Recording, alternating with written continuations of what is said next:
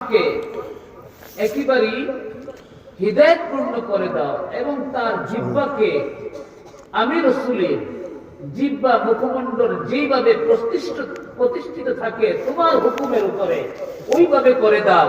যদি তোমার কোরআন এবং আমার সুন্নাহর ভিতরে এমন কিছু মাসালা আসে যেগুলি সমাধান করার জন্য তার মুখ থেকে এমন কথাগুলি বের করে দাও যেই কথাগুলি যেন আমি রাসূলের কথা। সুবহানাল্লাহ। আলী রাদিয়াল্লাহু তাআলা বিচার কাজ করলেন। বিচার কাজ করার পরে উনি এসে পড়লেন। আপনারা বুখারীতে পাবেন, কিতাবুল মাগাজিতে পাবেন, কিতাবুল ফিকাহের ভিতরে পাবেন। আলী রাদিয়াল্লাহু তাআলা কিছু স্বর্ণ পাঠিয়েছেন খনির থেকে, যে স্বর্ণগুলি এখনো সাফ করা হয়নি। আল্লাহ নবী সাল্লাল্লাহু আলাইহি ওয়াসাল্লাম বুখারীতে হাদিসটা প্রায় না হইলেও তো আমার এখন স্মৃতিশক্তি লোক, তবে আমার খেয়াল 6 থেকে 7 বার তাকরার হয়েছে। আব্দুল্লাহ ইবনে যুলখায়সারা আল্লাহ হাবিবকে বলছেন, ইয়া মুহাম্মদ ইয়াইদিন, হে মুহাম্মদ সাল্লাল্লাহু আলাইহি ওয়াসাল্লাম আপনি ন্যায় বিচার করুন। আস্তাগফিরুল্লাহ বলেন। বলেন আল্লাহ নবী সাল্লাল্লাহু আলাইহি ওয়াসাল্লাম বলেন, তোমার মুখে ধুলা লাগো, এই পৃথিবীতে আল্লাহ আমাকে ইনসাফ প্রতিষ্ঠার জন্য পাঠিয়েছে, আমি ছাড়া এই পৃথিবীতে ইনসাফ প্রতিষ্ঠাকারী কে আছে? সুবহানাল্লাহ। হযরতে ওমর বলেন, ইয়া রাসূলুল্লাহ আমাকে অনুমতি দেন তার গর্দানটা উড়িয়ে দিই। হযরতে খালিদ ইবনে ওয়ালিদ বলেন, ইয়া রাসূলুল্লাহ আমার সুযোগ হইলে কিন্তু তার গর্দান আমি উড়িয়ে দিই। আল্লাহু আকবার। বাবার আমার যাই হোক, সেদিকে কথা না। এরপরে আলী রাদিয়াল্লাহু তাআলা এসে পড়লেন। আল্লাহর হাবিব সাল্লাল্লাহু আলাইহি ওয়াসাল্লামের শেষ সময় মুআয ইবনে জাবাল রাদিয়াল্লাহু তাআলা আনহুকে পাঠাইলেন, যেটা আপনি ইত্তিফাকুস সিয়াসাত্তার সব হাদিসের কিতাবে হাদিসটা এসেছে। আল্লাহর হাবিব সাল্লাল্লাহু আলাইহি ওয়াসাল্লাম বলেছেন, ইয়া মুআয কাইফা তুকদা ফিল ইয়ামান, ইয়ামানে তুমি বিচার কাজ কিভাবে করবে? ফাকদি ফিল ইয়ামান কিতাবাল্লাহ ফাইন লাম তাজিদ ফি কিতাবিল্লাহ ফাফি সুন্নতিকা ইয়া রাসূলুল্লাহ। হে হাবিব, যদি আমি আল্লাহর কিতাবে না পাই আপনার সুন্নতের উপর, ফাইন লাম তাজিদ ফিহিমা, যদি তুমি দুইয়ের ভিতরে না পাও, আস্তাহিদু বিরাই ওয়াফাকানি আল্লাহু ওয়া রাসূলুহু তাআলা। فقال عليه السلام اللهم وفق رسولا اللهم وفق رسولا رسوله اللهم وفق رسولا رسوله ما يرضى الله ورسوله تعالى ما يرضى رسول ما يرضى رسوله تعالى। ভাইরা আমার, আল্লাহ তাআলা আল্লাহর হাবিব সাল্লাল্লাহু আলাইহি ওয়াসাল্লাম কে বললেন, ইয়া রাসূলুল্লাহ আল্লাহ এবং তার রাসূল যদি আমার প্রতি দয়া করে, তৌফিক দান করে, আমি কোরআনে না পাইলে হাদিসে না পাইলে আমি আমার নিজস্ব চিন্তা এবং গবেষণা দ্বারা আমি ইজতিহাদ করব। সুবহানাল্লাহ। এরপরে আল্লাহর হাবিব সাল্লাল্লাহু আলাইহি ওয়াসাল্লাম বলেন, আল্লাহুম্মা ওয়াফিক, আল্লাহ তুমি তাকে তৌফিক দান করো। তোমার রাসূলের রাসূল, তোমার রাসূলের রাসূল মানে প্রতিনিধিকে, তোমার রাসূলের প্রতিনিধি মুআয ইবনে জাবালের প্রতি তুমি দয়া করো, সহজ করে দাও, যেই বিষয়ের উপরে তুমি এবং তোমার রাসূল রাজি আছে। অন্য রায় তোমার রাসূল যে বিষয়ের উপর রাজি আছে সেই বিষয়ের উপরে যেন তিনি ফয়সালা দেন। সুবহানাল্লাহ। ভাইরা আমার, এবার আসেন ইমাম বাইহাকি। ইমাম বাইহাকির একটা কিতাবের নাম আছে খিলাফিয়া, খিলাফিয়াতুল বাইহাকি। আর একটা কিতাবের নাম আছে আল মাদখাল। ভাইরা আমার, ইমাম বাইহাকি রাহমাতুল্লাহ আলাইহি এই হাদিসকে আরো লম্বা করেন। তিনি মাযহাবকে এস্টাবলিশ করার জন্য, এমনকি ইমাম সুবুকি রাহমাতুল্লাহ আলাইহি তিনি এই হাদিসকে নিয়ে এসেছেন। হযরত মুআয ইবনে জাবাল রাদিয়াল্লাহু তাআলা এবং আলী রাদিয়াল্লাহু তাআলার সাথে মাসালায় ঝামেলা লাগে গেল, যেটা বুখারীতে আপনি পাবেন। মিরাস বন্টনের ক্ষেত্রে। কি বন্টনের ক্ষেত্রে? মিরাস বন্টনের ক্ষেত্রে। বুখারীতে পাবেন আবু মুসা আশআরীর কাছে মিরাস বন্টনের ব্যাপারে এসেছে। তিনি বলছেন, আমি যেভাবে বন্টন করেছি তাই রাসূল করে দিয়েছে। আব্দুল্লাহ ইবনে মাসউদ বললেন, আল্লাহর হাবিব এইভাবে বলেনি, আমি কখনোই এইভাবে বন্টন করতে পারবো না, আমি যেভাবে বলি এইভাবে করেছেন। তখন আবু মুসা আশআরীর সাথে দেখা হলো, আপনি বলছে মা দামাল হাবর, এই আল্লাহর বান্দা, এই মহান জ্ঞানী যতদিন বেঁচে থাকে, লা তাসআলুনি, আমার কাছে প্রশ্ন করিও না এই বিষয়। সুবহানাল্লাহ, সুবহানাল্লাহ। হ্যাঁ, আল্লাহর হাবিব সাল্লাল্লাহু আলাইহি সাল্লামের কাছে চিঠি লেখা হলো, ইয়া রাসূলুল্লাহ, হযরত আলী রাদিয়াল্লাহু তাআলা আনহুর রায়ের সাথে মুআয ইবনে জামালের রায়ের সাথে পরিলক্ষিত হচ্ছে, এখন আমরা কি করব? আল্লাহর হাবিব সাল্লাল্লাহু আলাইহি সাল্লাম বলছেন, আইয়ু ইক্তিদাইতুম ইখতিলাফু আসহাবি রাহমাতুন, দেখো তোমরা আমার যে কোন সাহাবী ইক্তিদা করলে তোমরা হেদায়েত প্রাপ্ত হবে, আর আমার নবীর আমার সাহাবীদের ইখতিলাফ হচ্ছে আল্লাহর পক্ষ থেকে তোমাদের জন্য রহমত। সুবহানাল্লাহ। বাবা, এই জন্য সাহাবায়ে কেরামদের থেকে এইভাবেই কিছু কিছু মাসালাতে ইখতিলাফ এসেছে এবং আইম্মায়ে কেরামগণ আমাদেরকে সমাধান দিয়ে দিয়েছে। কাজেই আমরা খামাখা এই ক্ষুদ্র জিনিস নিয়ে আমরা যেন ফিতনার ভিতরে জড়ায়া না যাই।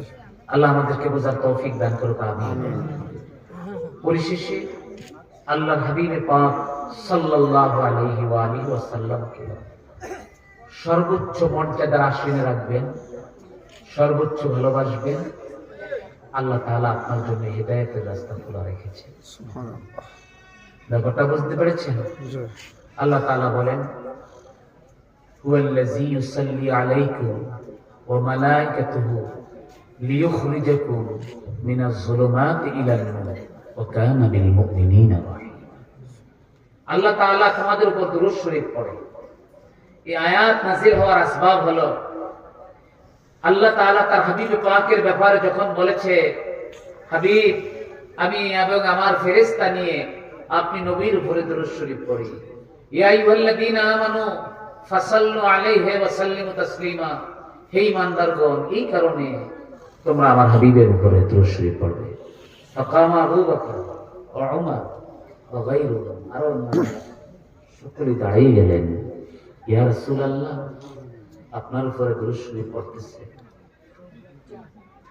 কাজেই আমরা কিভাবে কাদ আলিমনা সালাম ও কাইফা নুসাল্লি ফিস সালাহ, আল্লাহর হাবিব সাল্লাল্লাহু আলাইহি ওয়াসাল্লাম বললেন, আমরা আপনার সালাম জানি, নামাজের ভিতরে দুরূদটা কিভাবে পড়ব। আল্লাহর হাবিব সাল্লাল্লাহু আলাইহি ওয়াসাল্লাম বললেন, ফাজা জিবরাইল আলাইহিস সালাম ইলাইহি ফাকালা ইয়া মুহাম্মদ রাদিত, হে মুহাম্মদ সাল্লাল্লাহু আলাইহি ওয়াসাল্লাম, আপনি কি খুশি?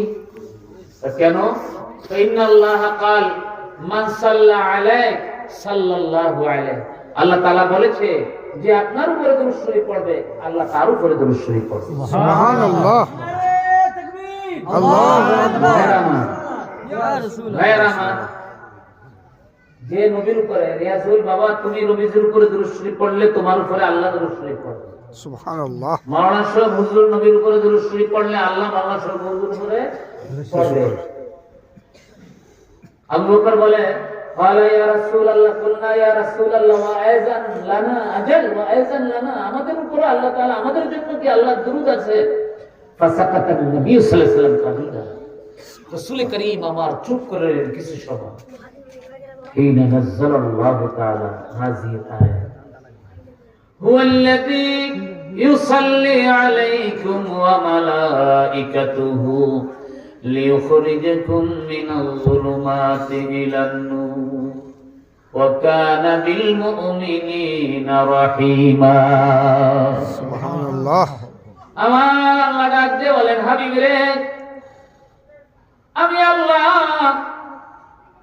যার উপরে ফেরেশতাদেরকে নিয়ে দুরূদ শরীফ পড়ি, ওই আল্লাহ, যে আল্লাহ ইউসাল্লি দুরূদ শরীফ পড়তেছে, পড়তে থাকবে, ও মালাইকাতু, এবং আল্লাহর সাথে ফেরেশতারা পড়বে, আমি যদি কোনো বান্দার উপরে দরুদ পড়ি, লিউখরিজাকুম, এই দরুদ পড়ার কারণে, এই দরুদ পড়ার জন্য, লিউখরিজাকুম, এই দরুদ পড়ার কারণে, এই জন্য মিনাজ যুলুমাতি ইলান নূর, ওই বান্দাটা জীবনভর পাপ করে গেছে, কিন্তু বান্দা আপনার উপরে দরুদ পড়ছে আর আমি বান্দার উপরে দরুদ পড়ছি, আমি ওই পাপ থেকে তাকে সরায়া আমি হেদায়েতের রাস্তায় নিয়ে গিয়েছি।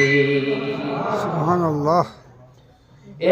এরপর বলতেছে ও কানা বিল মুমিনিনা রহিমা, বন্ধুরে আপনি যাই না রাখেন, আমি আপনার বান্দা, আমি আল্লাহর বান্দা, আপনার উম্মত যারা মুমিন তাদের প্রতি আমি আল্লাহ দয়ালু। এরপর শুধু তাই নয় রে, তাহিয়াতুহুম ইয়াওমা ইয়ালকাউনাহু সালাম, যেই দিন তাদের ইন্তেকালের সময় এসে যাবে আমি আল্লাহর পক্ষ থেকে তাদের জন্য সালাম আসবে, যারা ঈমান নিয়ে কবরে যেতে পারে। সুবহানাল্লাহ। এখানে ইয়াউমা দ্বারা ইয়াউমুল মাহশার বুঝায় না, ইয়াউমা দ্বারা ইয়াউমুল মাউত বুঝাইছে, যেদিন তার মৃত্যুর সময় আসবে। হুয়াল কাহিরু ফাওকা ইবাদি লিয়ুরসিলু আলাইকুম হাফাজাতান হাত্তা ইযা জাআ আহাদুকুমুল মাউত তাওয়াফাতহু রুসুলুনা ওয়া হুম লা ইউফাররিতুন। জোরে জোরে বলেন না মারহাবা। ভাইরা আমার, কথা শেষ। ভলান্টিয়ার ভাইরা তাবারক রেডি, অ্যাটেনশন, তাহিয়া। ভাইরা আমার, মুহাব্বতে সালাতুন ইয়া রাসূলুল্লাহ আলাইকুম, সালামুন ইয়া হাবিবাল্লাহ আলাইকুম। খুদা খুদা হ্যায় খরিদারে মোহাম্মদ, খুদা মিলতা वो बाजारे मोहम्मद सलातुन या रसूलुल्लाह अलैकुम, सलामुन या हबीबल्लाह। ভাইরে, তাফসীর কুরতুবী খুলেন, তাফসীর ইবনে কাসির খুলেন। আল্লাহর নবীর একজন আনসার সাহাবী, উনার মৃত্যুর সময় হয়ে গেছে। আল্লাহর নবীকে বললেন, ইয়া রাসূলুল্লাহ, আপনার অমুক আনসার সাহাবী, আনসারী সাহাবী, তার মরণের সময় এমন অবস্থা, সে বড় কষ্ট পাচ্ছে, যন্ত্রণায়, বোধ হয় তার মৃত্যুর যন্ত্রণায় কষ্ট পাচ্ছে, আপনি যদি দোয়া করে দিতেন তার জন্য হাল হয়ে যেত। রাহমাতুল লিল আলামিন, তিনি দেরি করলেন না, চলে গেলেন ওই আনসার সাহাবীর বাড়িতে। নবী যখন তার শিয়রের কাছে বসলেন, হযরতে আজরাইল এসে হাজির হয়ে গেছে। আল্লাহর নবী ডাক দিয়ে বললেন, ইয়া আজরাইল ইরফিক ফা ইন্নাহু আসহাবি, আজরাইল তার প্রতি দয়া করো, সে হলো আমার সাহাবী। সুবহানাল্লাহ। আজরাইল বলে, ইয়া রাসূলুল্লাহ, ইয়া হাবিবাল্লাহ, আপনার সাহাবী কত সুন্দর, কত সুন্দর আমল, কুররাতু আয়ুনিনা, তাকে দেখলে, আমল দেখলে, তার চেহারা দেখলে যেন কলিজার নয়ন জুড়াইয়া যায়। নবী গো আমার, আমি তার প্রতি কোনো কঠিন করব না।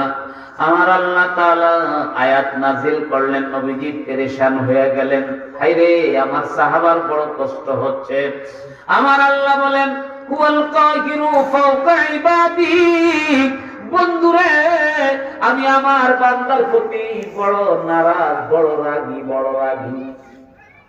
ইবাদি, আমার বান্দার প্রতি আমি বড় শক্তিশালী, কাহের, কাহের মানে কি, বড় গুসা, সম্মিলিত।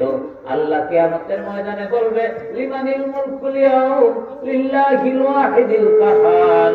এই কথা বলা মাত্র আর মানুষের কোনো কথা চলবে না, সব ভয় অস্থির হয়ে যাবে। নবীরা নাফসি নাফসি বলবে, আর আমরা বলবো ইয়া নাফসি নাফসি নাফসি। নাফসির ভিতরে যেটা হলো পেরেশানির উপরে, এই পেরেশানির পূর্বে যদি মুনাদা আসে তাহলে অর্থ একটা হয়, আর যদি নেতা মুনাদা না আসে তাহলে অর্থ আরেকটা হবে। কাজী মাওলানা সাহেব হুজুর অনেকে নবীদের ক্ষেত্রে অনেকে ওয়াজ করে নবীরা ইয়া নফসি বললে হুজুর একটু পড়াশোনা কইরা অর্থ করতে যাইয়েন নিজে নিজে কইরা ছায়া নাম দেখবেন কলেজে ইমানটা ডুবু লইয়া যাইব। নবীজির শানে যে কোনো নবীদের শানে কথা বলতে গেলে বড় সাবধান। আল্লাহ বলতেছে আমার বন্ধু রাসূলদের ব্যাপারে যদি কোনো উপমা নিয়ে আসে, যে উপমাটা সাধারণ একটা উপমা যেটা ওনাদের শানে যায় না, তাইলে আমি আল্লাহ তাদেরকে এমন ফাদাল্লা আন সাবিলিহি ফালা ইস্তাতিউ লাহু ইলা, তারা কোনো রাস্তা আর কোনো বাসার পথ পাবে না। ভাইরা আমার আল্লাহ বলে হাবিব আমি আমার বান্দার প্রতি বড় কঠোর, কিন্তু আমার বান্দা যারা মুমিন ইমানদার আপনার আসে তাদের মৃত্যুর সময় যখন শুরু হয়ে যাবে ইউরসিলু আলাইকুম হাফাজাতান, আমি আমার একজন হেফাজতকারী তার ঈমান বাঁচানোর জন্য আমি আমার একজন হেফাজতকারী রাসূল আমি পাঠায়া দেই, প্রতিনিধি পাঠায়া দেই। ইউলাক্কিনুহু লা ইলাহা ইল্লাল্লাহ মুহাম্মাদুর রাসূলুল্লাহ, মুহাম্মাদুর রাসূলুল্লাহ লা ইলাহা ইল্লাল্লাহ তালকিন সে দিবে। এইভাবে কইতে কইতে তার ঈমান যাবে। ওহুম লা ইফাররিতুন, আমি এই জন্য একটু দেরি করি না, এই জন্য তাহিয়াতুহুম ইয়াওমা ইয়ালকাউনাহু সালাম ওয়া কানা বিল মুমিনিনা রাহিমা, তাহিয়াতুহুম ইয়াওমা ইয়ালকাউনাহু সালাম ওয়া আ'আদ্দা লাহুম আজরান কারীমা। আমি আল্লাহ ওয়াদা দিয়ে রেখেছি তাদেরকে আমি একটা সম্মানের একটা উপঢৌকন দিব। এই সম্মানের উপঢৌকন হলো সে ঈমান নিয়ে কবরে গিয়েছে। ভাইরা আমার কথা শেষ।